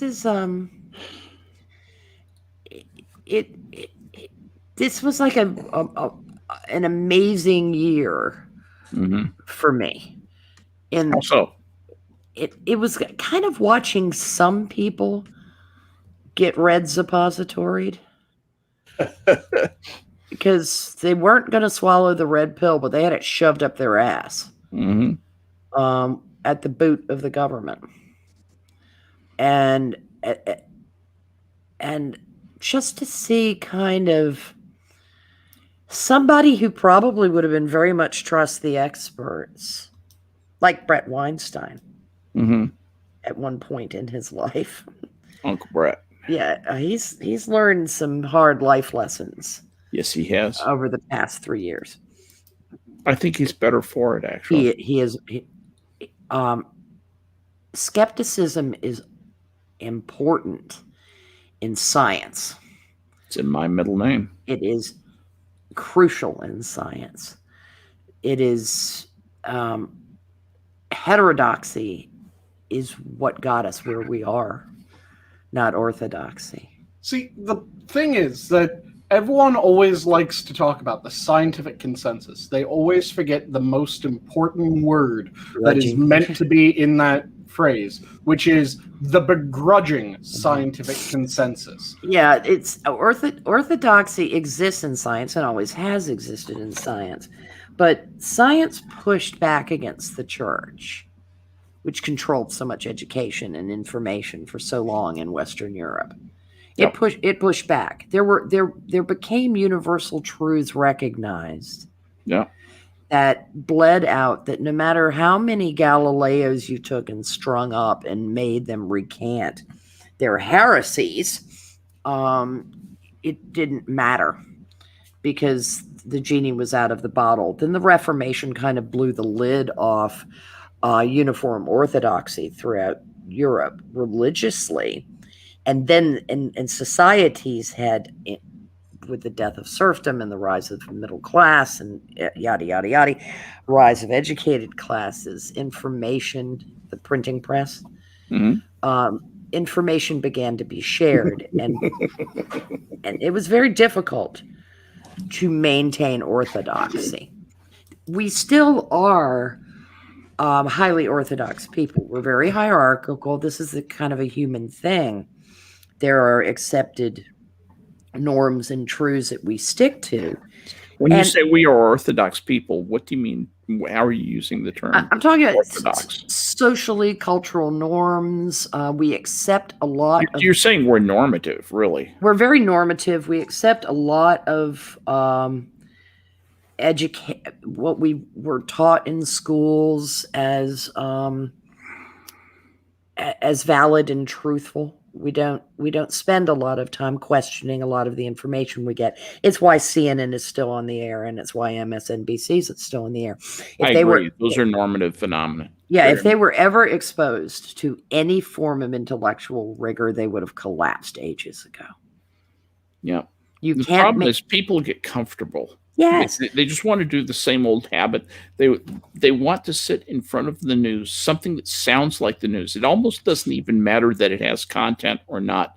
They want to hear the familiar drone and see the flashing pictures. yes. You know, I really think a lot of people couldn't even tell you what they've watched from night to night. If you ask them what was on the news last night, they couldn't tell you. Yeah, unless you're of the bent to be an information seeker. Those are not. That's not the norm in American society. No, because it's never been encouraged. Once we kind of codified and demanded education. Yeah. First we let it be through 8th grade was required, and then we began requiring education through at least age 16. Yeah, through 10th grade. That was, you could drop out after your sophomore year. Yeah, but we began to cookie cutter people. And of course, people lead very busy lives. We had many, many tumultuous events that went on during the 20th century, and normalcy, when it can be found in a schedule like a school year and things like that, and the fact that your children are being educated, it makes people happy. My child is going to do better than I, and this, that, and the other. Yeah. And it's funny because we hit critical mass on the next generation doing better than their parents. We actually hit critical mass on that. You could not have that many people doing better than their parents and then not see the trend begin to reverse. Mm-hmm. We really almost. Why do you think that happened? I think number one, that's a huge question. I think number one, mediocrity. What do you mean when you say what? How do you mean? I understand what mediocrity is. How do you mean that? The reward for mediocrity. Oh, okay. All right. Being willing to accept mediocre performance and calling it good. If you think the high school diplomate today is the same as the high school diplomate in 1930, you're out of your fucking mind. Or even 1970. Or even 1970. Yes. Yeah. You're out of your mind. My parents, I knew this in my lifetime. My parents had graduated from high school with probably the equivalent of what I had acquired by my sophomore year in college. Mm-hmm. So there was a degradation of advancement. Yep. And also everybody was advancing. So when everyone has a winner's trophy, the winner's trophy doesn't mean anything anymore. Yeah.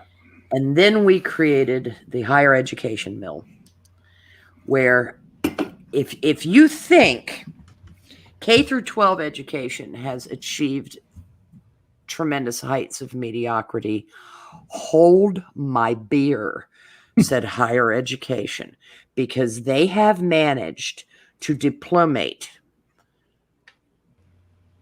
some of the greatest idiots in the world with pretty colored scarves around their neck and the name doctor attached to them. Also, there's unbelievable mediocrity because we have thousands of universities now. There's the idea that's done in a lot of speculative fiction as well of the 3 phases of society. Mm. The growers, the maintainers, the squanderers. Yeah, and we're in the squandering phase, my friend. That's like, those are the that's echoes the family. Mm-hmm. Shirt sleeves to shirt sleeves in 3 generations, right? Yep. And there is a rolling phenomenon. Yep. I don't know if your dad ever made comments like this, Skep, but my dad used to say that there was just something unnatural about a man being in an office all day. He felt my dad was an engineer, so he was an Air Force engineer. He spent a lot of time in offices, but he also spent a lot of time at wind tunnels and things like that. Which meant he was having a hell of a lot more fun than my dad was. Probably. And it's funny because my father was only one generation removed from a manual laborer. Yeah. And had actually, that's an interesting thing. Since you bring it up, Dad, when he was in high school, needed to have calculus. Now in Bateman, Alabama, there was only one man in the town who knew differential and integral calculus. That was the principal of the high school.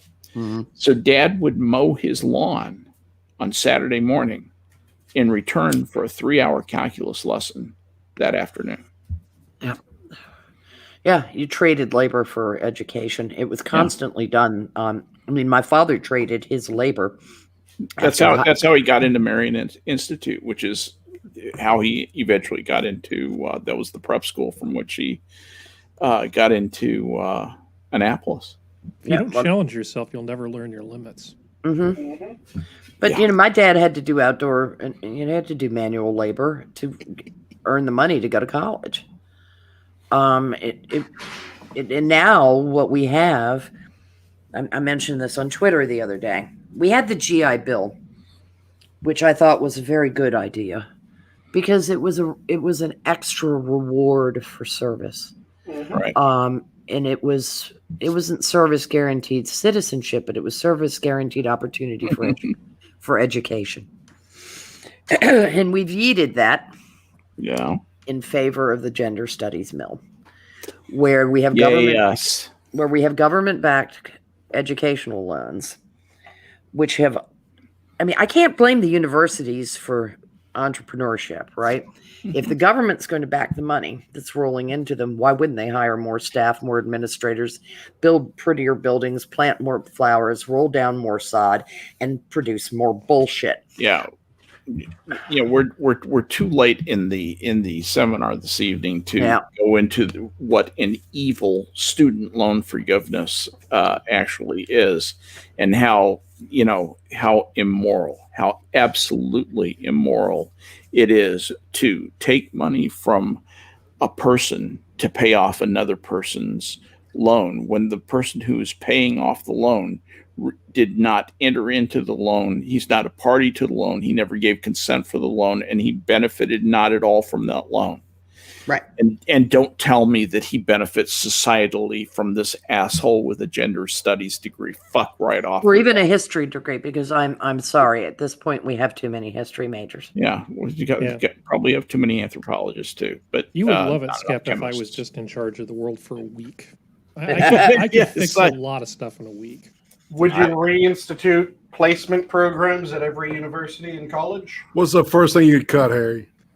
Well, I'll tell you, I have a solution. The solution to the student loan thing. I have some sympathy for the people who took out the loans because they're dumb. Yes. Some sympathy. But what I think I would probably do is start treating all student loans as regular debts. It's the part where you get double secret screwed if you default on them, almost like you're paying child support, that I think is a little bit ridiculous. The government should not necessarily be guaranteeing loans for people who aren't in majors that are identified as being of strategic importance. Absolutely. Like you say, we don't have enough nurses. I paid $11K on a $2,000. We'll do that, but I think the most I would do right now with these people that are basically screwed is let them declare bankruptcy, and then they would have to carry that on their credit. That's the best compromise I can come up with. I would offer them euthanasia, but that's the soft side of me. But they're not slavery is not available anymore. Yeah, I don't think. Realistically, if they're not going to be able to pay the loan back, it's kind of an academic thing about, we're going to force them to pay it back. No, you just at least let them carry the shame around for 7 years of having gone bankrupt. And because the government was dumb enough to guarantee these loans, we're basically stuck. Yeah, because the world in which these people who can't pay off these loans is a fiction. That's not going to happen. Here's the problem, Harry, is that if you do that, you don't screw the banks, but the banks will take. There's some banks that would really be hurt by that. They have a bunch of you can say boo-hoo, but those banks will just sit around and find a way to pass that cost right back to you. That letting them distribute, I agree with you. I still think I agree with you that that's the least bad form of this. It's just I don't have any illusions about it being a good thing. What the costs people who us the can less pay it. is the- Yeah, the people who can pay it will, because they don't want to carry around a bankruptcy. And the Right. government, unfortunately, still has to cover the loans. The banks aren't going to be at anything because the government agreed to cover the loans. They have to live up to that obligation. There's the thing where we print a bunch of money and these people get off with no consequences is not a good, that's a worse scenario than what I'm suggesting. Mhm. Yeah. But I need to go. Sure. Yeah. All right. Well, and so do we. So I'll take those as your parting words, and we'll Thank see you, you in sir. the after show. Thanks for being Absolutely. here, Harry. Bye. And with that, it occurs to me that you guys have spent another 2 hours of your life with us, the minions of the zoo, and our friends. I'm going to send it around the horn for parting thoughts, and I will start with Sanguine. Your life is coin. You can only spend it once. Spend it wisely. Well said. Irate, any final words for us this evening? No quarter. Ask no quarter and grant none. Good for you. Prospero, my buddy. Don't be surprised if Thursday we don't start talking about the student loan thing again. Oh, yeah. and higher education and why it is a poison. Yeah. And if about 50% of the colleges and universities in this country shuttered tomorrow, it would be a good thing. Be a net positive, wouldn't it? Mm-hmm. You're not wrong. I happen to agree with you completely. And for myself, I want to thank chat for coming out and listening to us, spending the evening with us. Thank my panel, my friends, hanging out with me. I will leave you with the words of Ashley Brilliant, a 70s philosopher that probably a lot of us haven't thought about in a long time, but he's still alive, lives out in Santa Barbara. And he said, life is the only game in which the object of the game is to learn the rules. Uh-huh. He wasn't wrong. He Ashley Brilliant. And yes, that is his real name. That's the name he was born with. Has a lot of interesting things to say. Check him out on the web. But that's going to do it for us tonight. Thank you guys for spending the evening with us. The zoo is closed. Good night, everybody.